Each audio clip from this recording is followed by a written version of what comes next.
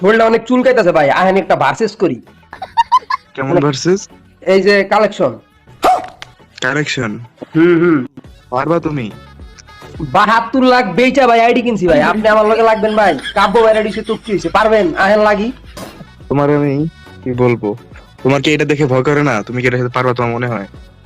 আপনার কাছে দালাল বেস আছে আমার ভাই, আমি ভাই টাকা দিয়া কিনা ভাই মানে প্রায় ৮ এর বেস, আপনি তো ভাই দালালি করে বেচ দিছেন ভাই,